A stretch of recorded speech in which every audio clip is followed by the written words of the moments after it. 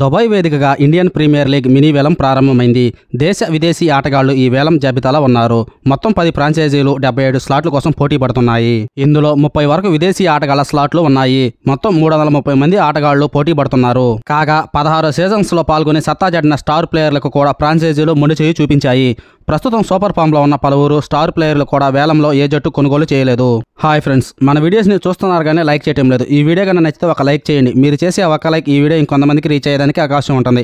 అలాగే ఈ వీడియో చూసాక మీ అభిప్రాయాన్ని కామెంట్ రూపంలో తెలియజేయండి. ఐపీఎల్ 2024 మినీ వేలంలో భారత క్రికెటర్లకు నిరాశ తప్పడం లేదు.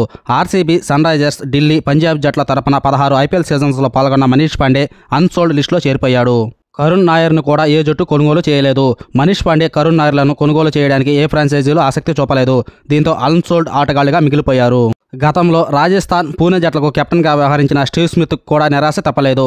వరుసగా 2వ సీజన్లో కూడా స్టీవ్ స్మిత్ను ఏ జట్టు కొనుగోలు చేయలేదు. 2 కోట్ల బ్రేస్ ప్రైజ్తో ఆక్షన్కు వచ్చిన Steve Smith South Africa middle order batter Rilee రుస్సోను కొనుగోలు చేయడానికి ఏ జట్టు ముందుకు రాలేదు. దీంతో వీరు కూడా అన్సోల్డ్ ప్లేయర్ల లిస్టులో చేరిపోయారు.